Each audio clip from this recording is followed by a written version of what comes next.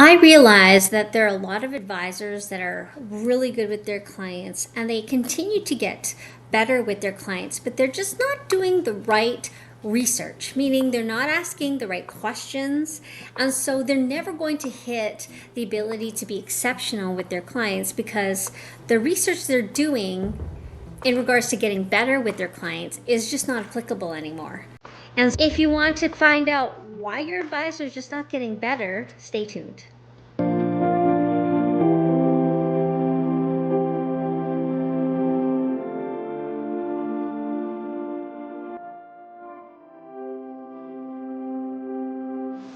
Hey, there's a lot of information out there. There's an abundance almost of information out there. But if you're not looking up the information that's the most relevant to what you want to fix, then really the information out there is useless. And what I realized being in the financial industry for a long time, I realized that a lot of financial advisors are still looking at information that really doesn't help their clients. And here's what I mean. There's a lot of information about interest rates, the economy, where political environments are going to take the economy, different products out there that are being introduced into the financial industry. There's a lot of information out there regarding just solutions. But the information that regular consumers are looking for and the help that they're looking for is still not getting recognized by their advisor. There's so many things, and I'm going to list a few things here that I think a lot of consumers really want that they're just not getting. Okay? First thing is budgeting tactics. They really need direction when it comes to budgeting.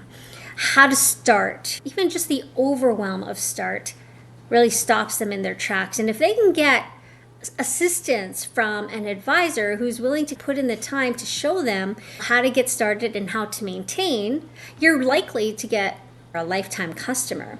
The second thing that consumers are looking for is really how to get out of debt. One of the biggest things that I realize when talking to people, if I ask the right questions, it's not about the investments that they really care about. In fact, a lot of them might think that they need to know about investments because I think TV has conditioned us, commercials have conditioned us to think that we need to want to know about different investment opportunities, different types of investments, how to save for a home, those kind of things. And so if we've been conditioned to think that's important, then we might be thinking about that information and think that we might need to know. But again, we don't even know what the right questions are. So if you think about it, the world is teaching us what they think we need to want, what we want to learn, when really deep down inside, you don't want to learn about investments. Most people don't. If they did, they would become a financial advisor, okay? Most people don't care. They just want to be told in layman's terms how it works, how it's going to benefit them, and if it's going to help them reach their goals. But the real basics of what they want to know is really how do they get out of debt in the first place so that they can make these investments, so they can start saving money. Okay. When I touched on the third thing is like wanting to buy a house. I think a lot of, like I said, society tells us that success means that we own a house. So we all think that if we own a house, we're successful. And I'll be honest with you, there's a lot of successful people out there that I know that don't own a home. And whether they do or don't doesn't really matter. They're pretty successful.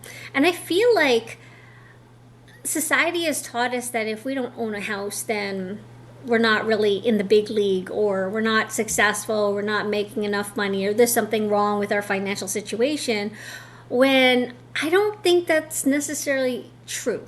Not for everybody. I get it. If you want to own a home to have your asset base established, that's fine. But if you only own a home, and by the way, you don't own a home until you're mortgage free. You really don't own that house until you've paid off the bank for your mortgage. So let's be real. You're still paying rent until your mortgage is done, period. But if that's your only asset and you have nothing else, you have no registered retirement savings plans, you don't have any tax-free savings accounts in the US, there's many different comparables like the Roth IRAs or 401ks, right? If you don't have any of that established, really at the end of the day, you just have this thing you're living in. And you can't exchange your home pretty easily for cash to buy the necessities when you are retired. I would encourage you to really dig deep. Now, this for you advisors, think about it. For the ones that are pretty average, the ones that are making six figures, pretty average, making a good living, right? Not necessarily living the high life, but a good living. Think about it. Think about your clients. Think about the ownership you can take, not with just their tax planning or their estate planning. That's definitely important for sure. But your clients actually need the basics. They need help with the basics.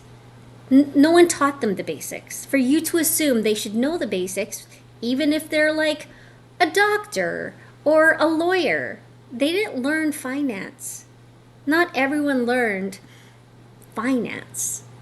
You do. You did. You are doing finance. And then for you consumer, for you customer who are looking for an advisor who would be willing to put in the time and effort to help you build a budget, to help you build